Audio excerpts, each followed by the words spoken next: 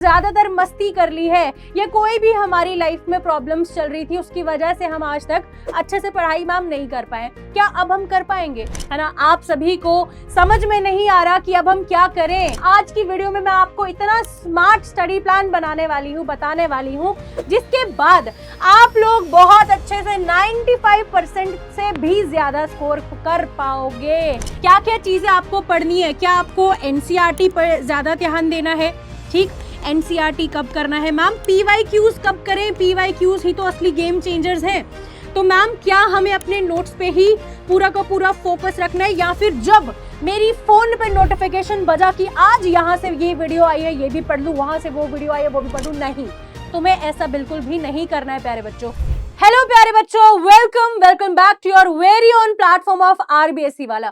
तो प्यारे बच्चों, आज की वीडियो आप सबके लिए है ना। आज की वीडियो में मैं आपको इतना स्मार्ट स्टडी प्लान बताने वाली हूँ जिसके बाद आप लोग बहुत अच्छे से 95% से भी ज्यादा स्कोर कर पाओगे।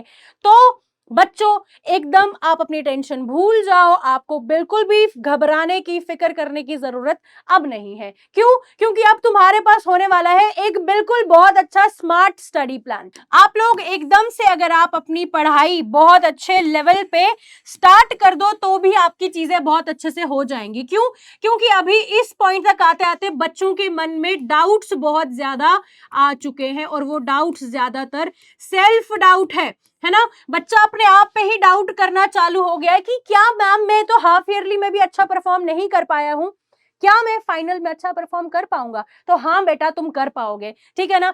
तो यहां पे मैं ये बता दूं कि आपको मंथ वाइज स्ट्रैटेजी मैं आपको देने वाली हूं, ठीक है।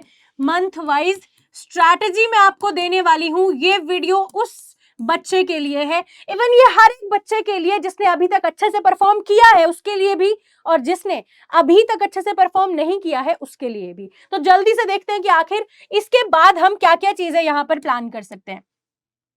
जैसे कि मैंने आपको बताया, सितंबर में अभी तक हम खड़े हैं। मैं ये मानती हूं कि इस टाइम पीरियड तक भी अगर आप लोग अच्छे से ये चीज समझ जाओ कि सितंबर में हम जितनी भी चीजें कर पाए हैं, यहां तक जो भी चीजें हमने कर ली हैं उसको आप भूल जाओ और यहां से आगे प्यारे बच्चा रीस्टार्ट करो, तो तब भी तुम्हारे पास बहुत अच्छा टाइम पीरियड होगा चीजों को कंप्लीट करने का।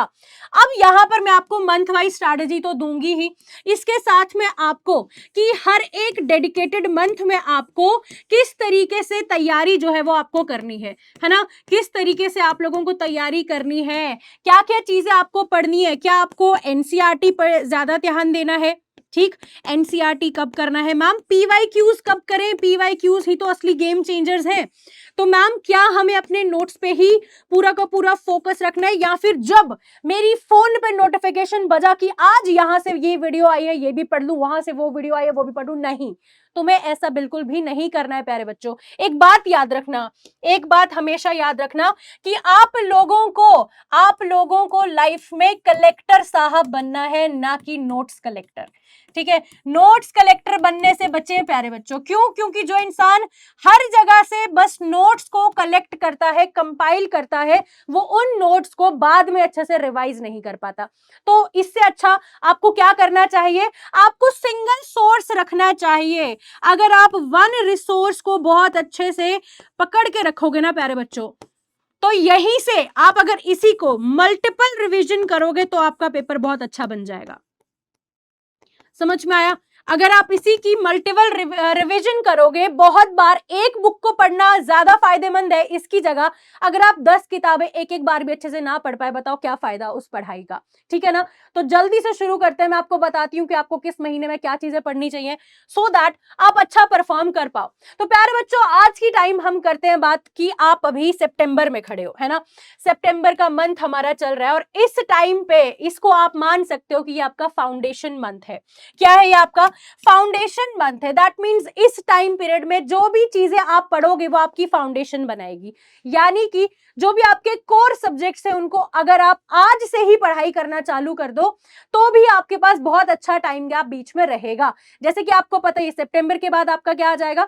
सितंबर, अक्टूबर, नवंबर, दिसंबर, इन 3 महीने में अगर आप अच्छे से चीजें करो, प्रैक्टिस करो और जीरो से भी शुरू करो अगर, तब भी आपके पास इनफ टाइम है, बहुत अच्छा टाइम है।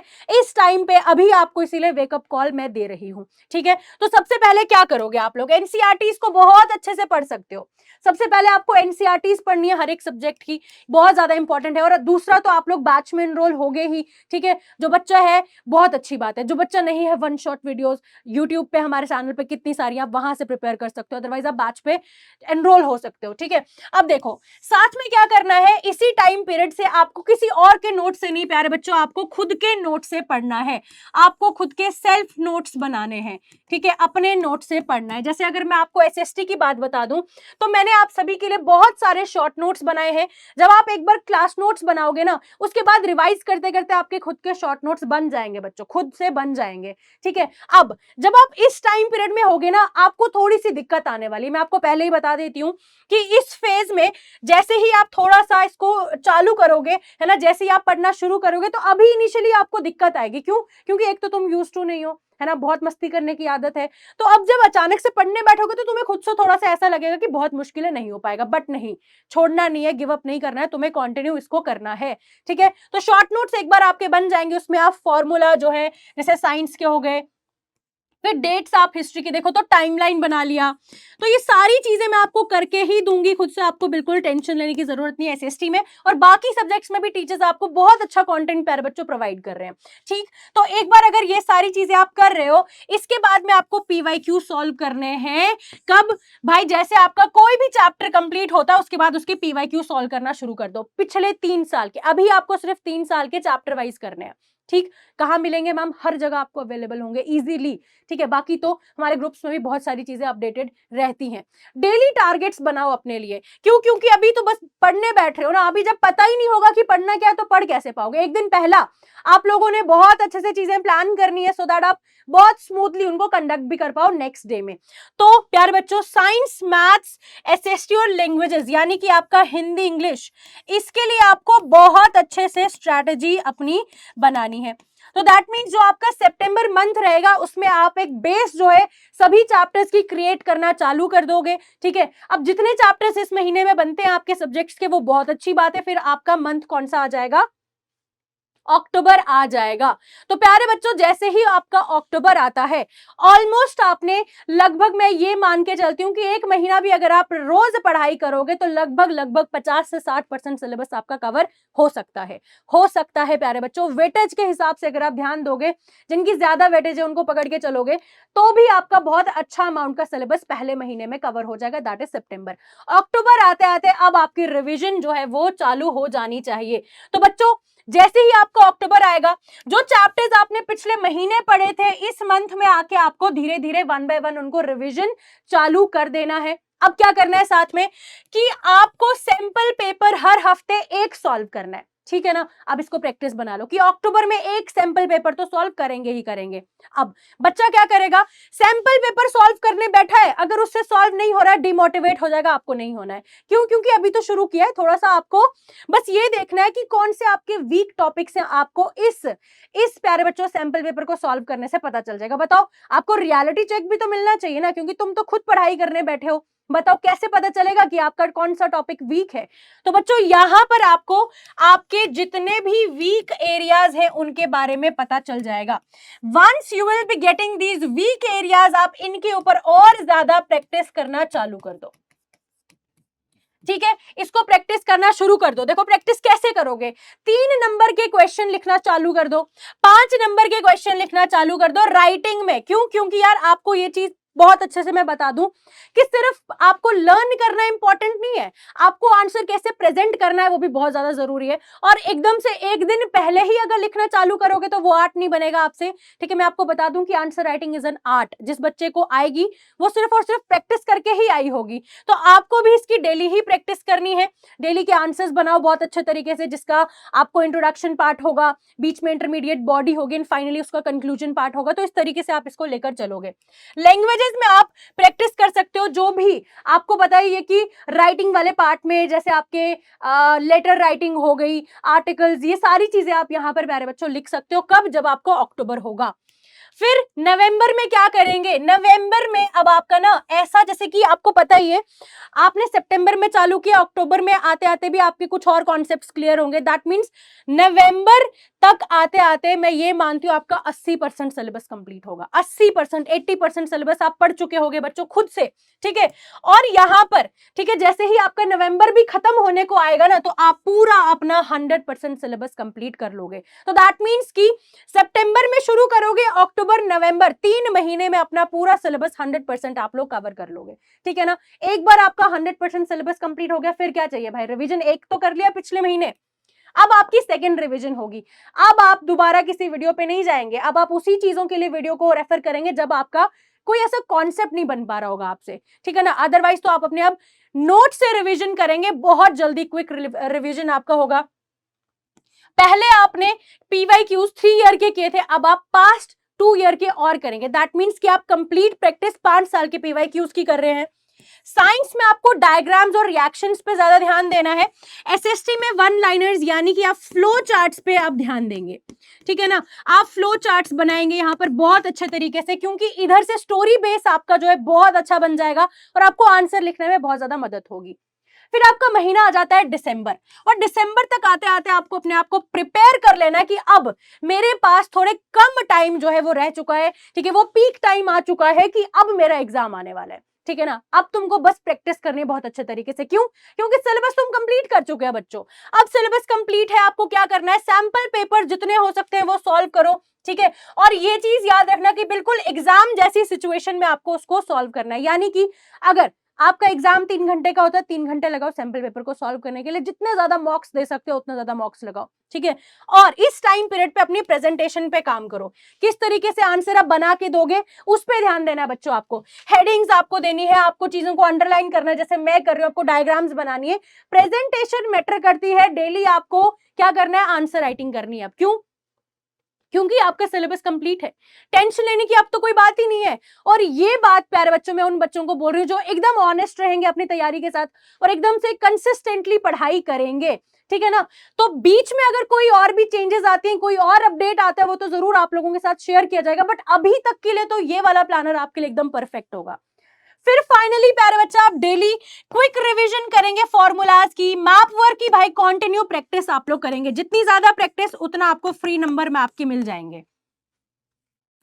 फिर आता है आपका जिन, जिसमें आपको इंटेंसिव रिवीजन करनी है, यानी कि आपकी एनसीईआरटीज की आपकी तीसरी रिवीजन हो जाएगी इस महीने में। और मैं आपको ये बात बता दूं, पहले रिवीजन में बहुत ज्यादा टाइम लगेगा, दूसरे रिवीजन में उसके कंपैरेटिव थोड़ा कम लगेगा, एंड ये जो आपका तीसरा रिवीजन होगा इतना इजी पीजी लेमन स्क्वीजी लगेगा प्यारे बच्चों आपको कि मजा ही आ जाएगा, ठीक है ना। तो डेली आपको 1 घंटा मैथ्स को देना है, 1 घंटा साइंस को देना है, 1 घंटा एसएसटी को देना है, लैंग्वेजेस के लिए भी आपको टाइम निकालना है हर दिन। डेली आपको अब क्या करना है, प्रैक्टिस करनी है। सैंपल पेपर्स आपको ऑल्टरनेट डेज पे भी सॉल्व करने हैं इसमें, ठीक है। फिर फेब में तो फाइनल प्रैक्टिस होगी आपकी, जितने इंपॉर्टेंट चैप्टर्स उनको क्विकली रिवाइज करना है, वीक टॉपिक्स की और ज्यादा प्रैक्टिस करनी है।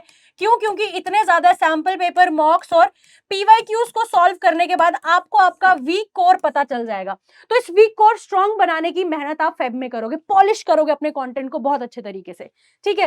फिर क्या बताया जा रहा है कि भाई एग्जाम लाइक कंडीशन में अपने टेस्ट दे दो आराम से, मिस्टेक्स को रिवाइज करो, ठीक है ना। मिस्टेक्स को एकदम से जहां जहां पे आप गलतियां कर रहे हो, जिसकी आप प्रैक्टिस कर रहे हो, उनको दोबारा से रिवाइज करना है आपने, सो दैट एग्जाम में कोई गलती वैसी ना करो आप।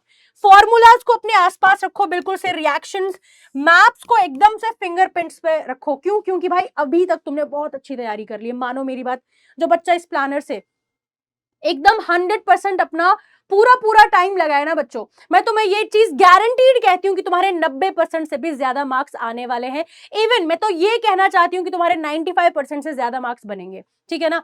अब आगे हम चलते हैं, अब आ जाएगा मार्च, जो आपका एग्जाम मंथ यानी कि फाइनल मंथ होगा, जहां पर आपकी पूरी अच्छी जो भी आपने चीजें अभी तक प्रैक्टिस की हैं उसका रंग जो है आपको दिखेगा। अब इस टाइम पीरियड तक आते आते मैं आपको बता दूं कि अब तो आपको टेंशन नहीं होगी ना कि यार सिलेबस नहीं किया है, क्योंकि सिलेबस तुम कंप्लीट कर चुके हो, ठीक है। रिवीजन तुम कर चुके हो, पास्ट पीवाईक्यूज तुम कर चुके हो, तुम डेली प्रैक्टिस कर चुके हो, आंसर राइटिंग कर चुके हो, तुम्हें हर एक चीज बहुत अच्छे तरीके से आती है। अब तुम किसी नए टॉपिक को रेफर नहीं करोगे, अब तुम तुम्हारे जो नोट्स है बस उसी को पढ़ोगे प्यारे बच्चा। लाइट रिवीजन करोगे नोट्स की, ठीक है, अपने ही नोट्स को रिवाइज करोगे। जिस दिन तुम्हारा एग्जाम होगा बहुत अच्छे तरीके से सो के जाओगे, बिल्कुल टेंशन फ्री, काम माइंडेड जाओगे। और याद रखो प्यारे बच्चों कि ये स्ट्रैटेजी जो बच्चा फॉलो करेगा, मैं तुम्हें फिर से बता रही हूं बच्चों की, वो बहुत अच्छा स्कोर कर पाएगा। तो एट द एंड मैं आपको बस ये बोलना चाहती हूँ, और घबराओ मत। जो बच्चा अभी ठान लेगा ना कि यस मैम अभी तो बस करना ही है, अपने वक्त बदलना है। क्यों यार? क्योंकि बाद में तुमको पछतावा हो, उससे अच्छा है कि आज तुम मेहनत कर डालो। तो प्यारे बच्चों, ये थी आपकी स्ट्रैटेजी। इसके बाद भी अगर आपको कुछ और हेल्प चाहिए होगी, आप जरूर कॉमेंट सेक्शन में बताइएगा, आपके टॉपिक्स को पिक किया जाएगा। ठीक है, एंड बेस्ट ऑफ लक, बहुत अच्छे तरीके से लग जाओ। मैं फिर से तुम्हें बता दूं, अभी भी वक्त है। ठीक है, अभी भी वक्त है।